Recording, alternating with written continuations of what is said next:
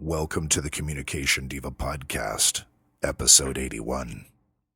On today's podcast, Jen interviews Janelle Maier.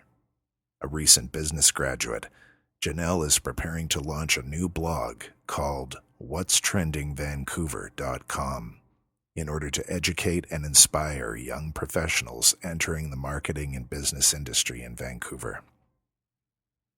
A significant component of Janelle's focus is personal branding, which refers to the emerging reality that anyone with any online presence effectively has their own brand, what the information on the web communicates about them. The takeaway message: take control of your online presence before it takes control of you. And now, here's the Communication Diva, small circle with a C inside it, and Janelle Maier, small circle with an R inside it. I'm the podcast intro voice, TM.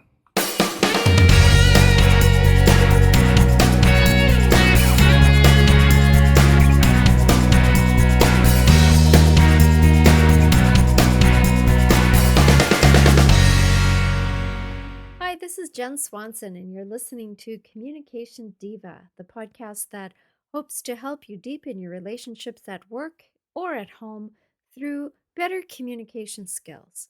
I think if we can speak to one another in a more heartfelt, clear way, then life is a little bit easier. And I hope that what you are listening to here can help with that. And I haven't been publishing weekly as I had for a very long time, and it's because I am working very hard on my own education at the moment, and I've got a couple of big projects and papers that are due, and so I'm busy working on those frantically, as well as working at a couple of jobs and all the other things that life entails. So I appreciate that you are listening to back episodes. There are 80 previous episodes to listen to, and I know that a lot of people have been going back to the beginning and starting again or listening to ones that they've missed. So I really appreciate that that dedication and that listeners are continuing to listen to Communication Diva, even though I am not putting out as much material these days because of the schedule. So I am bringing to you today a young woman who is extremely motivated, who has just finished or just about to finish a degree in marketing, and is going to be opening a website and helping people who were in her very position, um, or who were in her position several months ago when she was absolutely brand new and wondering what the next step would be. And so her idea is to make it a little bit easier for others who follow in her path to find their way in the crazy world of marketing and digital enterprise. And so I am happy to bring to you this interview today with Janelle Maier. Take a listen. So I'm here this afternoon with my guest, Janelle Maier, and we have more sunshine here in Vancouver, and it's fantastic after many days of strange rain and fog and all sorts of things. And we are sitting in the upstairs room of the little church that I work at, and I can actually see the water from here. It's fantastic. Anyhow, I would like to welcome you, Janelle, and thanks for coming to Communication Diva. Thank you so much for having me. I'm excited. So tell us about the blog that you are about to begin and what prompted you to do that. Well, the blog that I'm starting is called What's Trending Vancouver. And basically, what prompted me to start it was as a recent graduate, I felt a little bit lost on kind of what my next step would be, what my job was going to be, what's my career. And Vancouver and everywhere in marketing and business is such a competitive industry. So I want to help people learn how to build their personal brand and stand out and keep on top of digital trends and learn how to network. And any advice that I can give and share my experiences hopefully will help someone else in finding their path and what they want to do. Great. So before we continue hearing about this blog, can you explain what personal brand is? Because I know what it means, but I'm not sure that everyone would know what that means. Okay, so everyone has their own personal brand, and it's how other people perceive you, and not just on face to face communication, but especially nowadays online.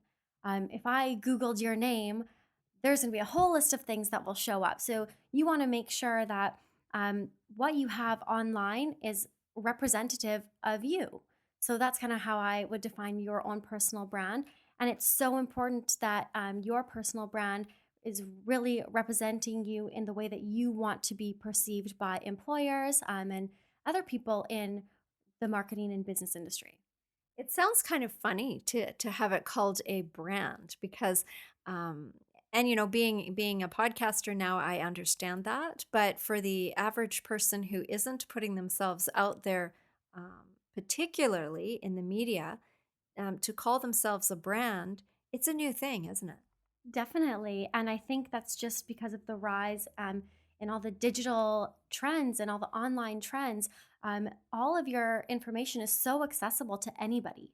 So you want to make sure that that information that other people have access to is representing you in the right way. So this comes back to being careful what you put out there, which is not something that was really important before, but it seems to be absolutely critical now because I know employers will search you. Anyone who's wanting to work with you will search you, or to take, your advice will search you, and so this seems to be an absolutely critical thing. Do they teach you about that in school? Yeah, a little bit they do. They do stress the importance of being careful what you're posting online, but in my opinion, it shouldn't be about masking who you are and oh, can't post that. I don't know if I want people to see that. I think it's just about enhancing your um, brand online. So be proactive, share information.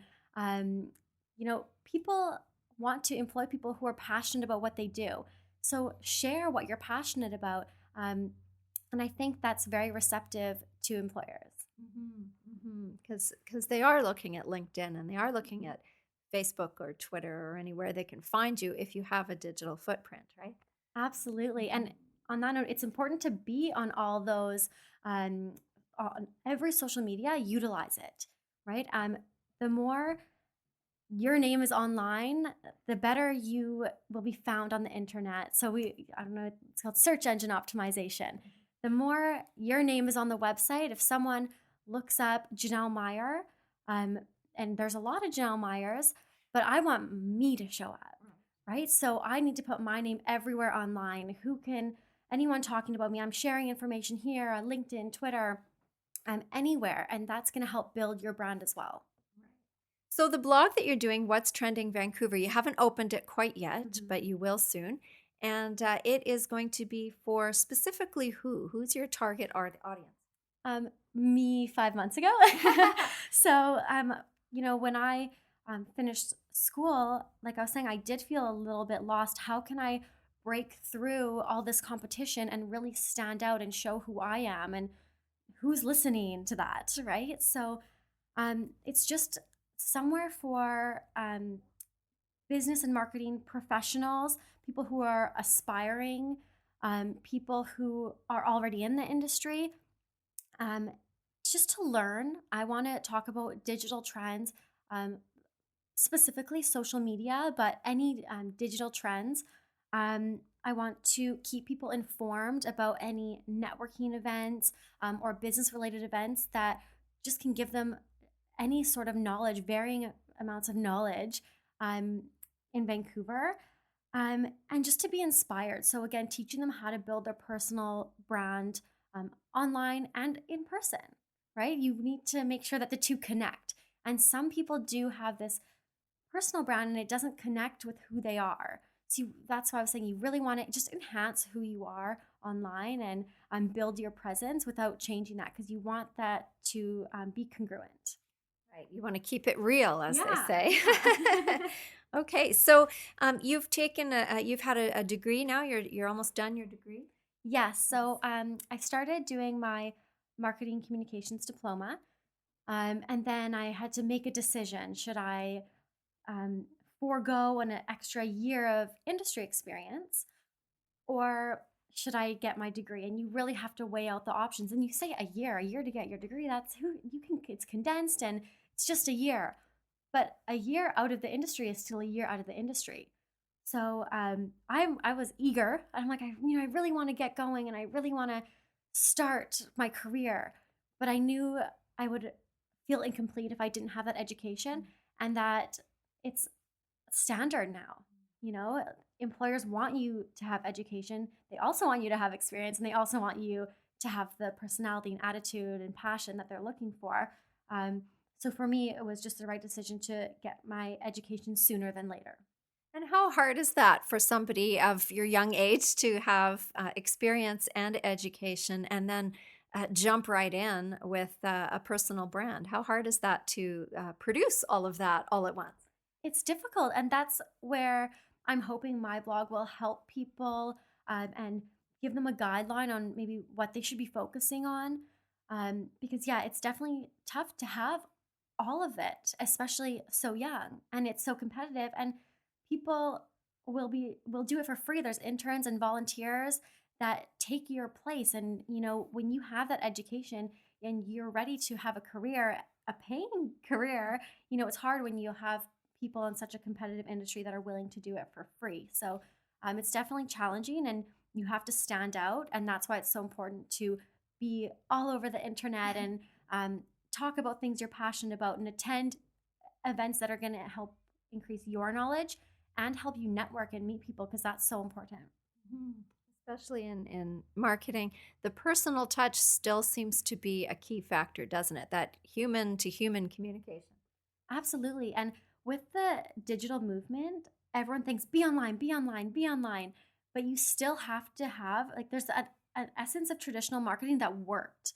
Sure, people are sending out less flyers to your house. So I get where digital, okay, now we're going to send emails, I get why that would take over. But there's still aspects of traditional marketing that people should be utilizing. And that is that face-to-face communication. And there's a reason why big brands do like to do kind of experiential marketings and really build that personal relationship with customers. Because online, you can't always get the vision and ideas behind a brand. So you do want to have that communicated face to face and really build that relationship with them. I get tired of my email inbox getting inundated with, after a while, what I consider to be junk mail, because I've signed up for something or I've bought something at a store or whatever it is. And after a while, sometimes if they come that frequently, I don't even look at it anymore. There's some things I save, some things I open regularly, but I think that's true. There's a health food store that is quite a big store that I go to quite often, and I open their newsletter because it only comes once a month, and because I've actually physically been into the store, so there is that physical connection. Are you finding that people have to be much more creative these days than before? Absolutely. And I'm the same way. If I go, oh yeah, that's a great company, I like it, I'll subscribe. And then, I'll unsubscribe if they're spamming me too much. So, I mean, as a business, you have to be really careful about how you approach customers in that aspect, because you can deter them. So you do have to be a lot more creative as opposed to pushing your information on people. You really have to get customers to come to you. And again, that does a lot of the time involve that relationship, right? So building that relationship with customers so they're interested in coming to see what you have to offer versus sending things out. And, that gets a little bit, in my eyes, sometimes it comes across as aggressive or pushy. So it's better often to pull them in and have them want to come to you by using creative tools. And that's been the challenge all the way along in this industry, right? Is using different creative ideas to get the message across. I read something the other day about, I think it was a car dealership that was able to get more people to come to their online ad than it than they were successful in any other medium. So they did some kind of car advertising on YouTube or something, and that drew in a whole bunch more people and views and looks, and people were talking about it. I think it was a little sassier than you could put on a television ad. And as a result, they actually got a lot more traction there than they did even on regular television. So that's interesting. Are you finding that people are having to really think outside the box more these days? Absolutely. And that's why when you see on YouTube, the most popular videos are always a little out there. And that's the goal. Like, how can we reach 1 million views? How can we get really creative? And I think that's why digital trends are moving so quickly as well, because people are looking for new ways to get their message out there. How can we reach these customers? Okay, maybe they're not using this medium as much anymore. So what can we use? What are they using? Let's focus on that. So it's causing a lot of movement in the digital world, because businesses are trying to be in contact with you, and again, they have to get really creative. And even when you go online, you always see fun ads, or like a banner ads, or on YouTube, the videos they're very unique. Some are really funny. There's some that are emotional, and realistically, from a business perspective, to get a commercial on TV is rather expensive, but you can just upload on YouTube and hope that it reaches your audience, and invest in being more creative and then putting it online. So there's just weighing out which option is gonna reach your target market better. And right now, everyone's using online, right? Even generations that weren't using it. And I have a nephew who's 2.5, and he can use an iPhone and the iPad. I know, it's scary. I just think, I'm like, when he's 25, how good is he going to be? Yeah. I wonder where marketing will be then. Absolutely. There's going to, the things we're using now aren't going to exist, in my opinion. Just even in the last 10 years, there's crazy changes. There's crazy change. And what we have now, we think it's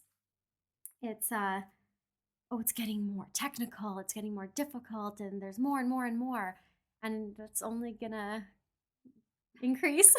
So how do you keep up? There's a few different ways that I try and keep up. I try and do my research. So there's a few, I follow people on Twitter and Facebook and YouTube, and I try and just keep in the loop. And some of the people are inspirational, some are very technical.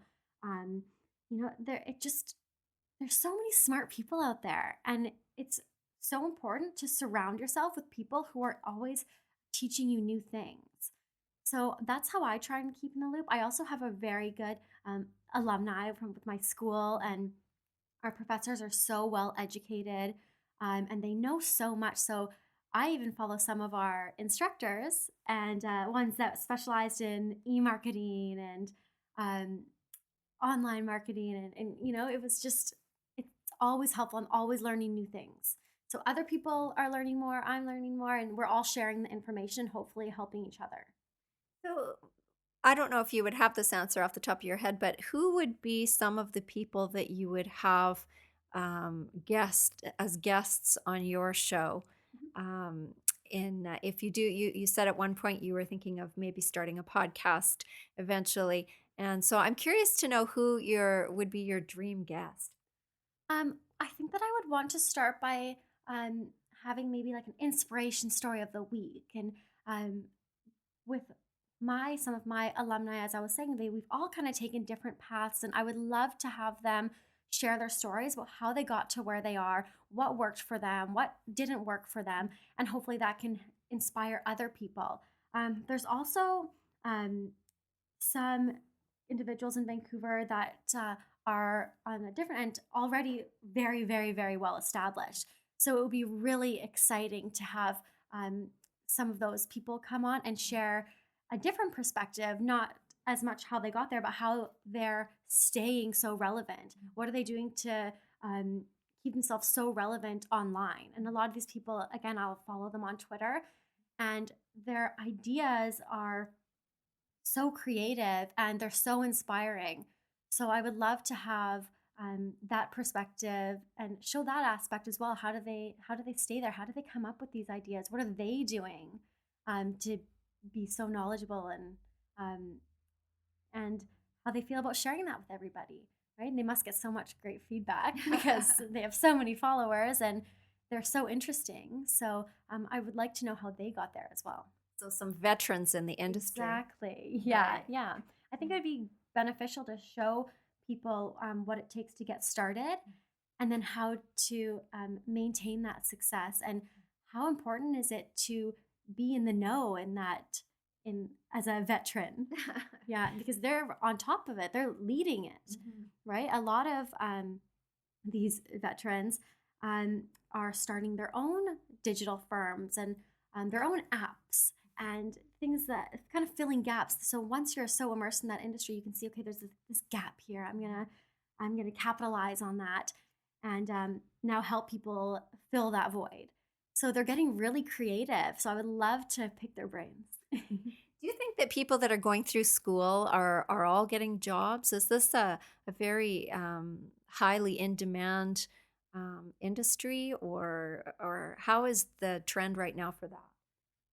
It's not like if when you get your doctorate, you know you have a job. It's so competitive. So you really have to, again, be creative, build your personal brand to stand out from competition. And again, it's with your education, it's a value of your time. Is it more valuable to spend 5 years, which a lot of people takes them that amount of time to finish a degree? Is it worth spending 5 years in school or 5 years of industry experience? What's the worth to you?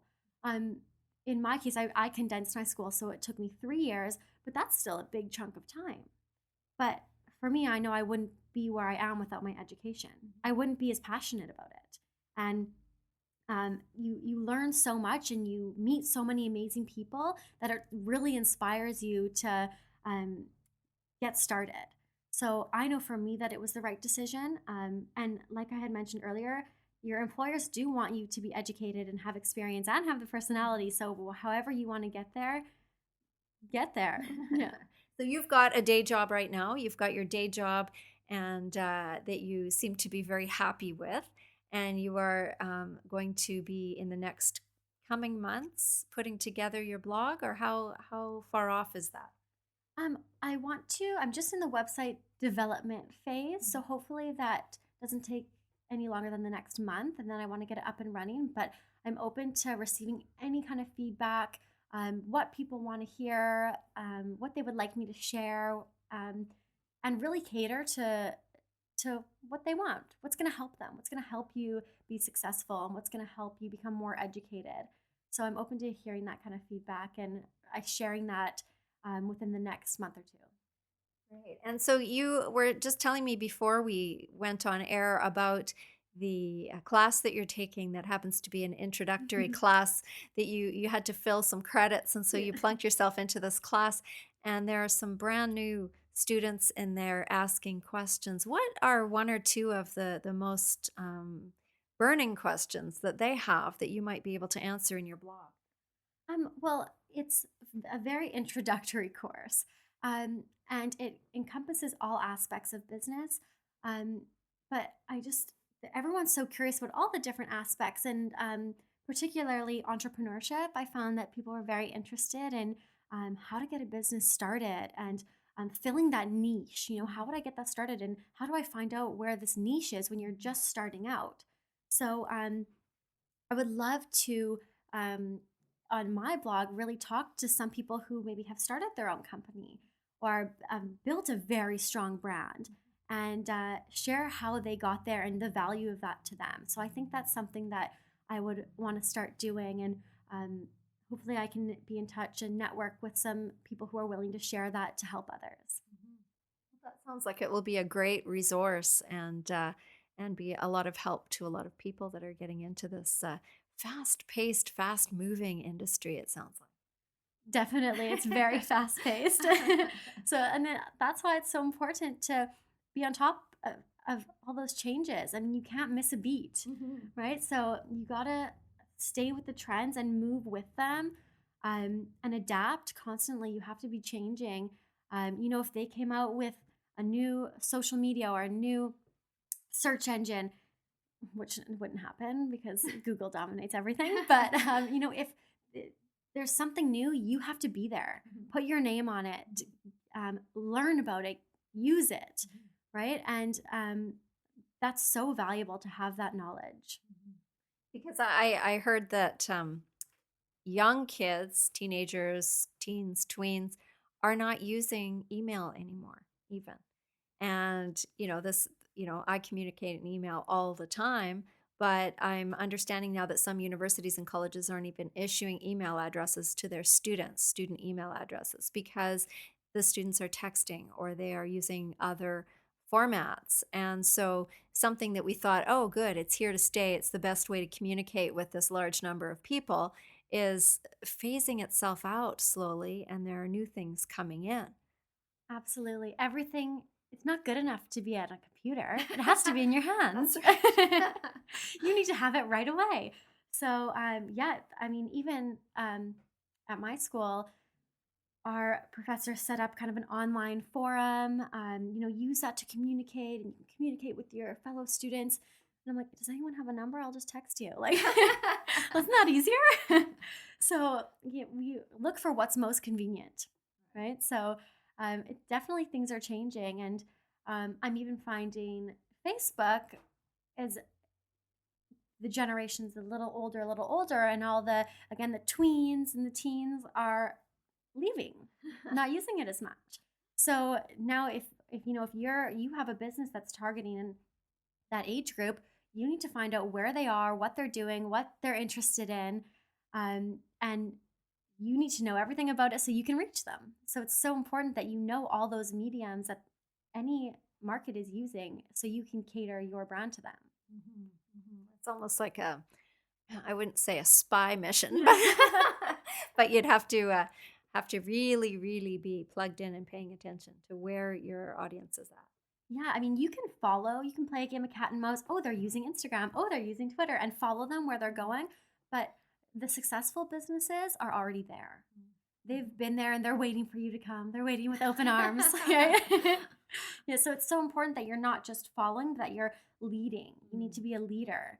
And again, immerse yourself in as much information as you can, and be where your audience is. That's good advice. So if you have one last thing to tell the listener, what would that be? I would just tell them the importance of their personal brand, and to communicate who you are and your message digitally, and of course face to face. And hopefully my blog can help you if you're feeling a little lost to start. But there's so much value in having your online presence. And that's at this point where you need to be. And that's for anybody, not even if you're not in the marketing industry, is to check up and see how you are communicating your information and information about you through digital means, because you might be surprised and things can definitely come back to haunt you. Absolutely. And you always hear horror stories like that. And so, yeah, you have to remember that everything you post online, that's not your own personal profile page. It's your profile, sure, but it's not yours anymore once it's on there. It's public. So just always keep in mind that your employers can see everything that you're posting, even if you make it private. They can access all that information. So just keep in mind of what you're posting, and not only be careful of what you shouldn't post, but focus on what you should be posting. Right? What are you trying to represent? What industry are you in? And post about that, talk about it, show that you're passionate about it, and be a resource for other people to come to you to learn more. That's true. Where can people find you and reach you if they do have ideas for you or questions for you, or they want to ask for topic ideas for when your blog is open? They can reach me by email. It's called What's Trending Vancouver @gmail.com. And I would love to hear any ideas, anything that would be helpful that you can utilize.